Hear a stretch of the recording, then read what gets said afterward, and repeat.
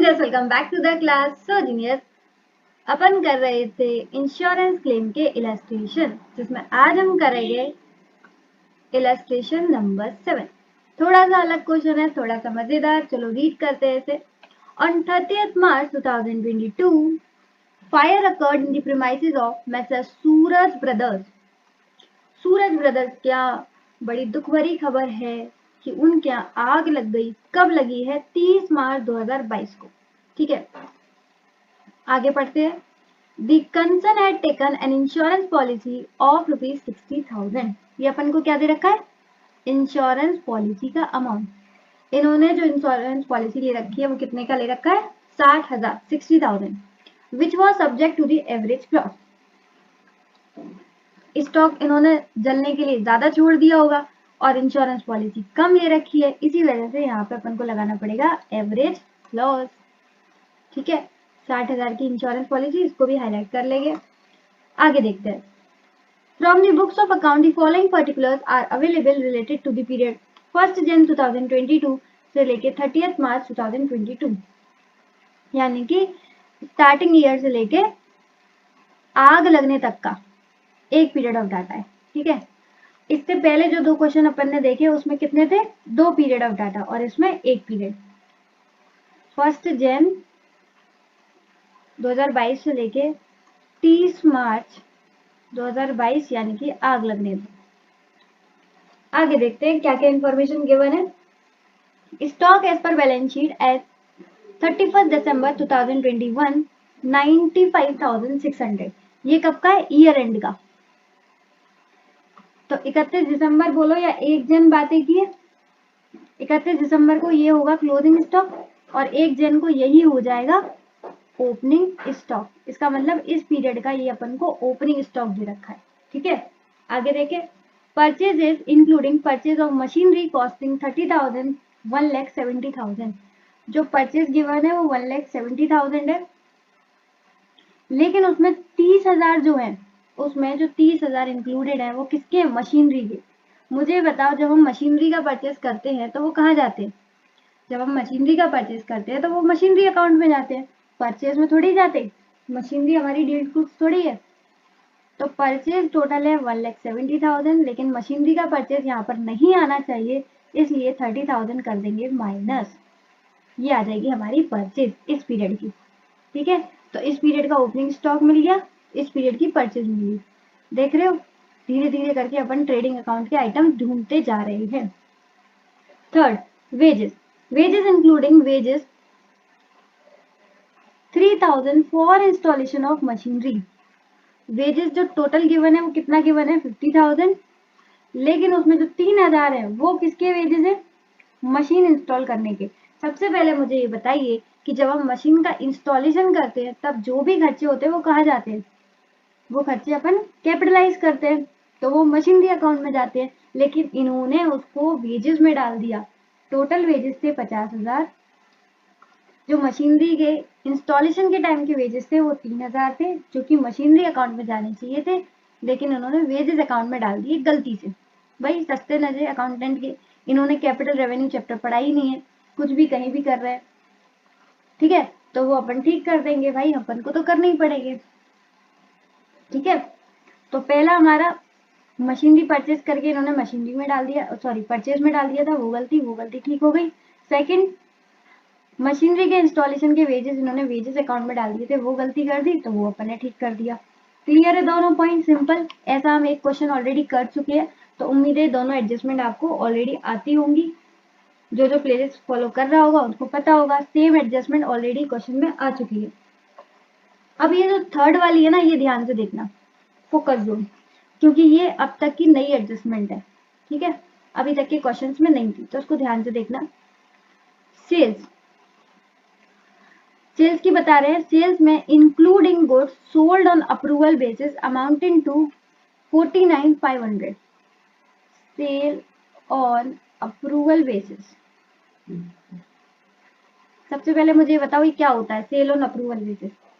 Cell on approval simple सी बात है कि अगर आपको सामान पसंद आता है तो आप रख लो, और अगर नहीं आता है तो आप हमें रिटर्न कर दोगे। ठीक है, जैसे अपन कुछ खरीद के लाते हैं शर्ट वगैरह, तो हम ये देखते हैं घर पे जाके चेक करेंगे, अगर अच्छी लगी, फिटिंग सही आई तो अपन रखेंगे, हाँ बोल देंगे, अप्रूवल कर देंगे। लेकिन अगर नहीं पसंद आई तो कल हम आपको रिटर्न कर देंगे, जो भी टर्म्स रहेंगी हमारी उसी तरीके से ही होता है। लेकिन जिस स्टूडेंट ने सेल ऑन अप्रूवल बेसिस का चैप्टर पर्टिकुलर पढ़ा होगा, उनको ये बात पता होगी कि जब भी हम सामान देते हैं सेल ऑन अप्रूवल बेसिस पे, तो देखो वैसे तो अपन को पता नहीं है कि वो अप्रूवल देंगे या नहीं, फिर भी हम कस्टमर का नाम याद रखने के लिए और ये याद रखने के लिए कि हमने सेल ऑन अप्रूवल बेसिस पर गुड्स दे रखे हैं, तो हम एंट्री तो डालनी पड़ेगी ना। तो हम एंट्री डालते हैं customer account debit to sales account, यानी कि सेल ऑन अप्रूवल बेसिस को भी हम कहाँ डाल देते हैं, सेल्स में। हम मान के चलते हैं कि हमारी सेल हो गई, क्लियर। और सेल में क्या आता है, अमाउंट, कॉस्ट प्लस प्रॉफिट। पहले मैं आपको सेल ऑन अप्रूवल बेसिस का कंसेप्ट पढ़ा रही हूँ, फिर ये एडजस्टमेंट सिखाऊंगी, ठीक है। तो कंसेप्ट समझे, जिसको आता होगा उसकी तो कोई दिक्कत नहीं है, सेल ऑन अप्रूवल बेसिस वाला कंसेप्ट। जिसको नहीं आता है उसके लिए बता रही हूँ कि हम सेल ऑन अप्रूवल बेसिस को एज अ सेल मानकर ही चलते हैं और एंट्री डालते हैं customer account debit to sale. और सेल में जनरल सी बात है, कौन सा अमाउंट आता है, कॉस्ट प्लस प्रॉफिट, ठीक है। अब ध्यान दो, सबसे पहले हमें सेल कितने की दे रखी है, 2,75,000। अलग से लिख दो, यहाँ पे लिख देती हूँ, सेल्स कितनी दे रखी है, 2,75,000, ठीक। और जो सेल ऑन अप्रूवल बेसिस है वो कितना दे रखा है, वो दे रखा है 49,500, ठीक है। अब आगे बढ़ते हैं। No approval has been received in respect of 2/3 of the goods sold on approval. जो ये अप्रूवल बेसिस के गुड्स हैं 49,500, इनका जो 2/3 अमाउंट है, इनका जो 2/3 अमाउंट है, सबसे पहले 2/3 निकाल लेते हैं। 49,500 इंटू 2 डिवाइड बाई 3, ये आ गया 33,000। इसका कोई भी अप्रूवल नहीं आया,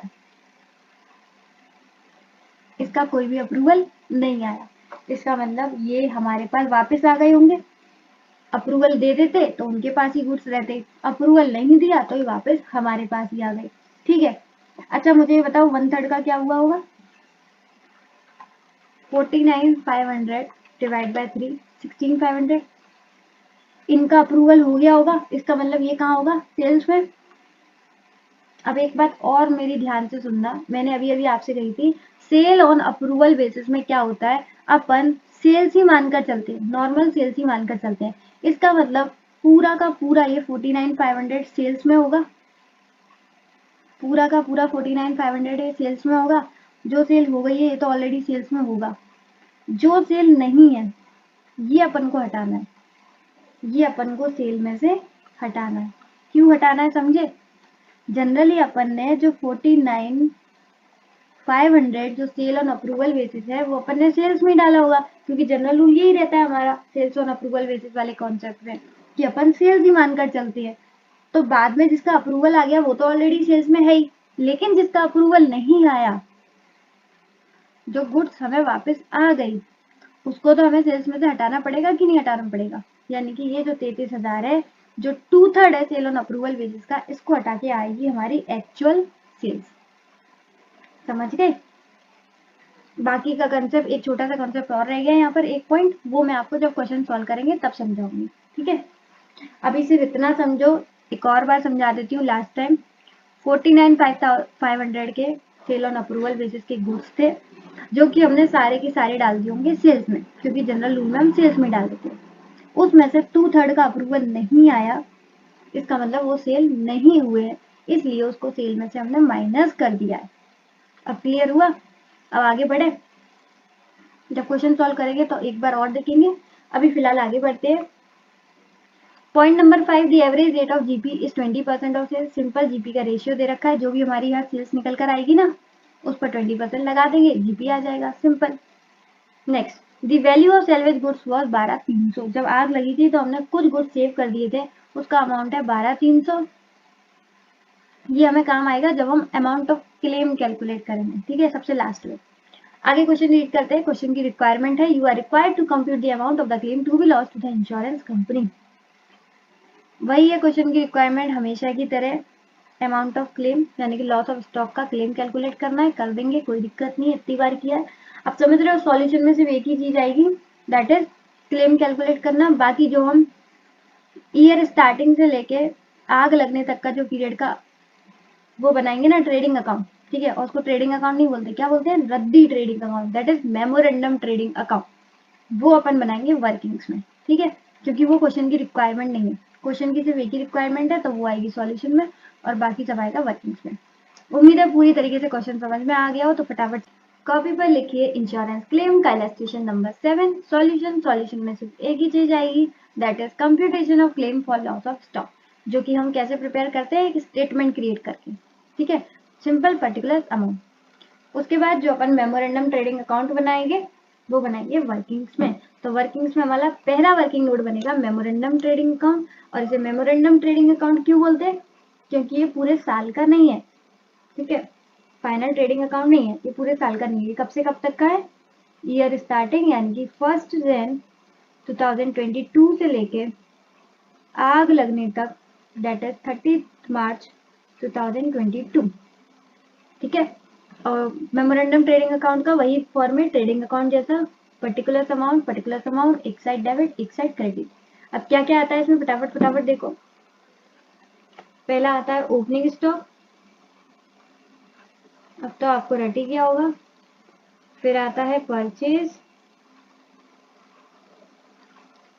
फिर आते हैं डायरेक्ट एक्सपेंसेस, अगर हो तो इसमें थे direct wages.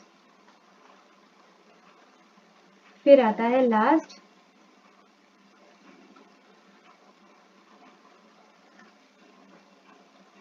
GP, gross profit. इधर आती है सेल्स और आता है क्लोजिंग स्टॉक, जिसके लिए अपन ये पूरा काम कर रहे हैं, ठीक है। तो क्लोजिंग स्टॉक तो कैलकुलेट करना है, बाकी की चीजें लिखते हैं। सबसे पहले ओपनिंग स्टॉक क्वेश्चन में डायरेक्टली गिवन था, 31 दिसंबर को कितना था, 95,600, तो वहां का क्लोजिंग होगा और यहाँ का ओपनिंग 95,600।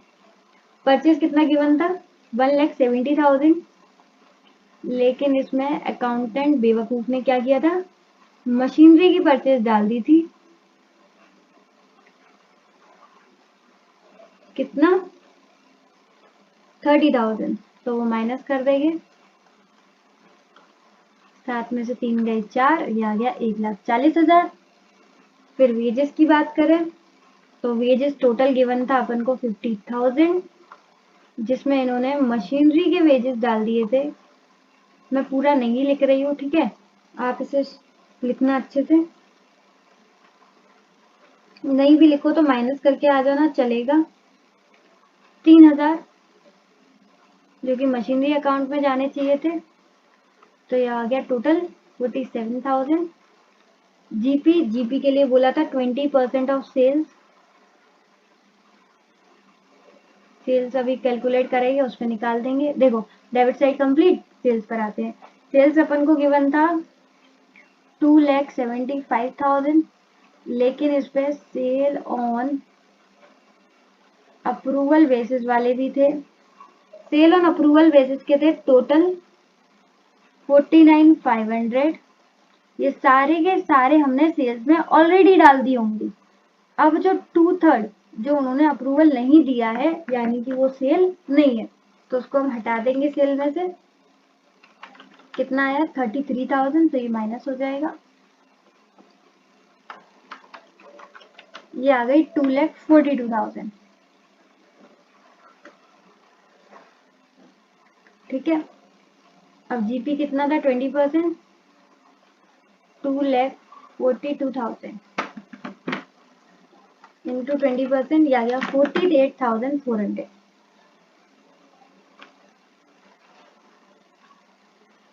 ठीक है, सब कुछ हो गया। अब बस एक चीज रह गई है, इस क्लोजिंग स्टॉक को थोड़ा नीचे लेके जाओ। मैं जब सेल ऑन अप्रूवल बेसिस वाला कंसेप्ट पढ़ा रही थी, तब मैंने आपसे कहा था एक चीज और रह गई है, वो अपन बाद में देखेंगे, ठीक है। ठीक है, उसको हम पिंक पेन से लिखेंगे यहाँ पे। अब वो क्या रह गया वो मैं बताती हूँ। आ जाओ नीचे वर्किंग्स पर आ जाओ, ठीक है, क्योंकि इंस्टीट्यूट ने भी इसके वर्किंग नोट्स बनाए हैं तो अपन इसे यहाँ नहीं करेंगे, इस वाले पॉइंट को भी वर्किंग्स में दिखाएंगे। देखो यही वाली जो अभी हमने यहाँ पर कराया ना पूरी चीज, ये वाली हाईलाइट कर देती हूँ, ये वाली, ये सारी चीज अपन को वर्किंग्स में दिखानी है, कोई दिक्कत नहीं है, दिखा देंगे। आ जाओ, कंप्यूटेशन ऑफ एक्चुअल सेल्स। सबसे पहले टोटल सेल्स कितना था, एक सेकेंड, 2,75,000, जिसमें हमने सारे के सारे sale on approval basis already sales में ही डाल दिए होंगे, और sale on approval basis total था 49,500, जिसका 2/3 वापस आ गया हमारे पास, तो वो सेल में से हटाना है। अब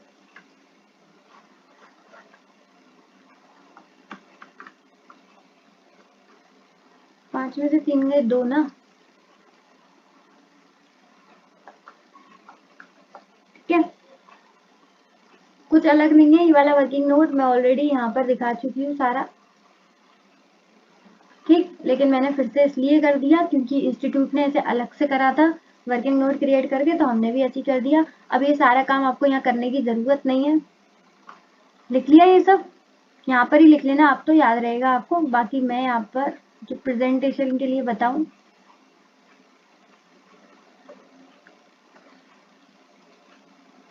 तो यहाँ अपन करेंगे वर्किंग नोट नंबर 2, रेफरेंस के लिए डाल देंगे, और ये आ गया 2,42,000, ठीक है।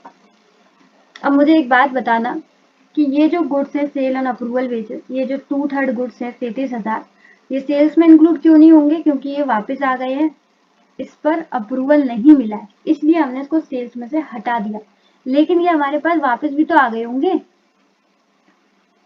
33,000 के जो गुड्स हैं वो हमारे पास वापस आ गए होंगे, और इनको जब हमने सेल्स में डाला था, ध्यान देना, इनको हमने किस में डाला था, सेल्स में, इनको सेल्स में डाला था, इसके मतलब इसमें क्या होगा, cost plus profit,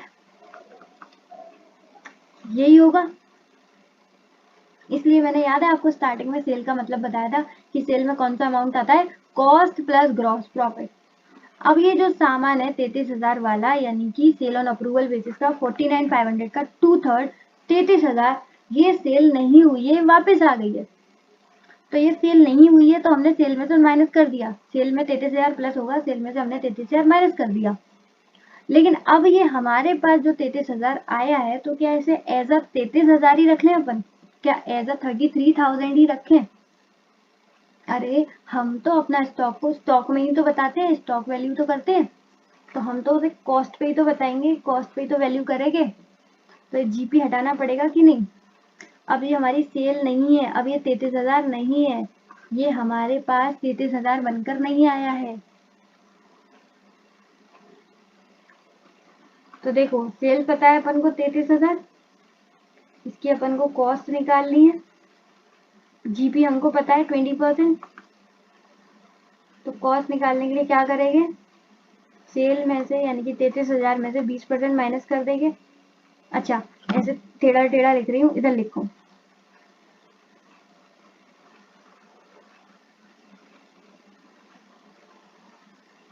minus GP, 33,000 का 20% निकालो, 6600,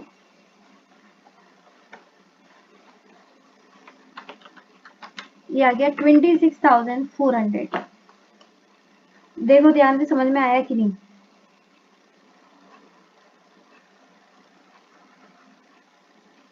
ये जो गुड्स थे सेल ऑन अप्रूवल बेसिस के, इससे कोई अप्रूवल नहीं आया, इसका मतलब ये सामान हमारे पास वापस आ गया, तो ये सेल नहीं थी 33,000 की, इसलिए हमने सेल में से माइनस कर दिया। लेकिन ये गुड्स जब हमारे पास आए तो वो 33,000 के नहीं है, क्योंकि उसमें जीपी ऐड है और हमें चाहिए उसकी कॉस्ट, ठीक है,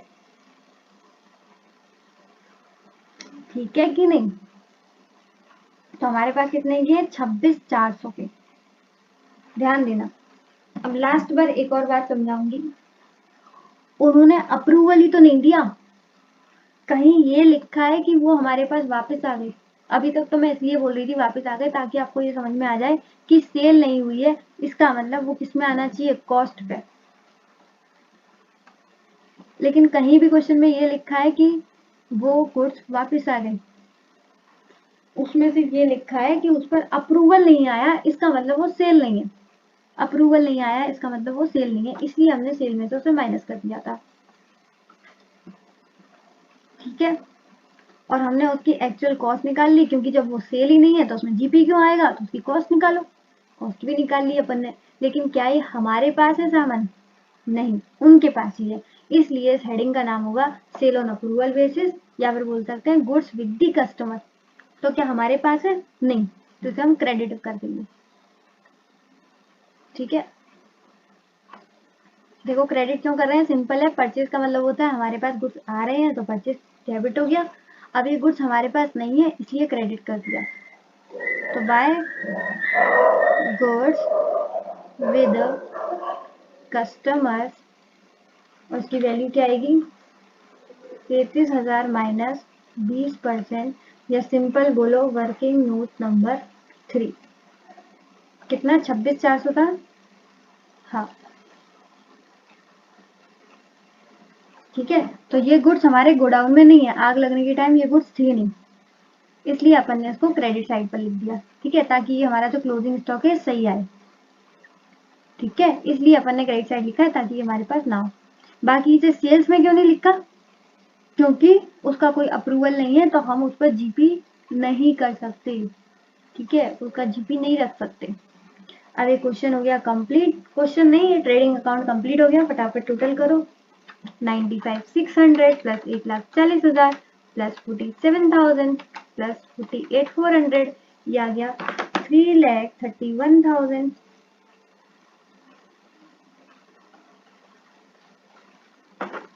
माइनस करेंगे 242,000, 26,400, ये आएगा 62,600।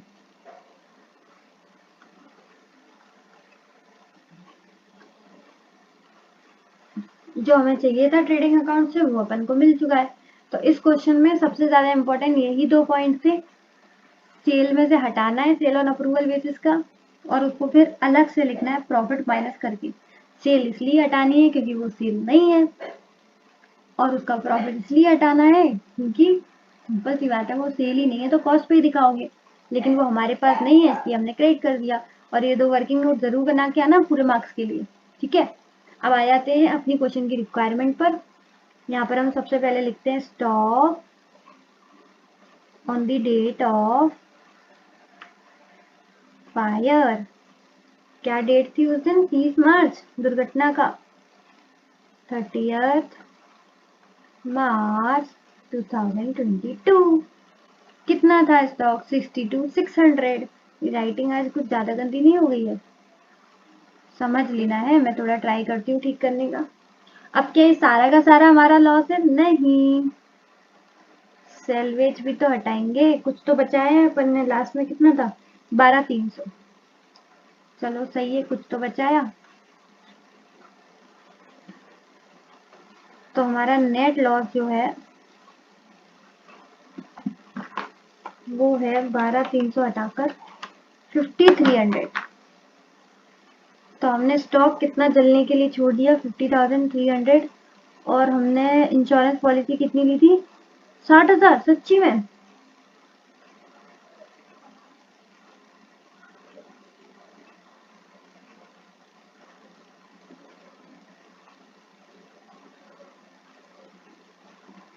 वाह, फिर भी सही है। 60,000 की हमने इंश्योरेंस पॉलिसी ली थी और जलने के लिए छोड़ दिया था 62,600। फिर भी पहले से तो बेटर है। हाँ, तो इंश्योरेंस क्लेम कैलकुलेट करेंगे अलग से। इसका फॉर्मूला जो मैं ऑलरेडी समझा चुकी हूँ, अब बस आपको लिखना है कि हमने स्टॉक जलने के लिए छोड़ रखा था, stock at the time of fire. और हमने इंश्योरेंस पॉलिसी कितने के लिए रखी है, यहाँ आएगी insurance policy amount into net loss insurance policy ली थी हमने 60,000 की, लेकिन जलने के लिए छोड़ दिया था 62,600 और लॉस कितना हुआ था हमारा 5,300। यहाँ से आ जाएगा। ये फॉर्मूला ऑलरेडी स्टार्टिंग के इलस्ट्रेशन में समझा चुकी हूँ, बार बार नहीं देखेंगे, अब फॉर्मूला आपको याद ही हो चुका होगा। ये आ गया 48,210, तो 0.8 है तो राउंड ऑफ हो जाएगा 48,211। ये आ गया हमारा final answer, amount of claim. समझ में आ गया। जब हमने पॉलिसी 60 की जगह 65,000 की ले ली होती तो हमें 50,300 पूरा मिल जाता, लेकिन हमने जलने के लिए स्टॉक ज्यादा छोड़ दिया था और पॉलिसी कम की ले रखी थी, इसलिए हमको कम मिला है। ठीक है, समझ में आ गया।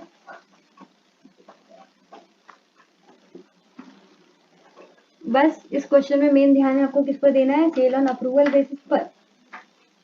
सेल में से हटाना है उसको पहले, इसलिए 10-20 बार बोल चुकी होंगी इसी वीडियो में। सेल में से हटाना है, फिर उसे अलग से लिखना है और अलग से लिखना है याद रख के कि उसमें जीपी ऐड है, जो कि अब हटाना है, क्योंकि हम जो भी वैल्यू करते हैं गुड्स की वो किस में करते हैं, कॉस्ट पर। प्रॉफिट का ही लेना जब वो आपका सामान बिका ही नहीं है, अप्रूवल आया ही नहीं है। ठीक है, अगर वो रिटर्न हो जाते तो फिर वो स्टॉक में दिखते यहाँ पर। ठीक, तो क्वेश्चन की एक ही रिक्वायरमेंट थी तो उसको डालेंगे उधर और बाकी सारी चीजें डालेंगे हम वर्किंग नोट्स में। उम्मीद है आपको क्वेश्चन समझ में आया होगा और इसकी प्रेजेंटेशन। तो आज के लिए बस इतना ही। If the video is helpful for you then hit the like button, share with your friends as well if it is of and या डू सब्सक्राइब नाउ।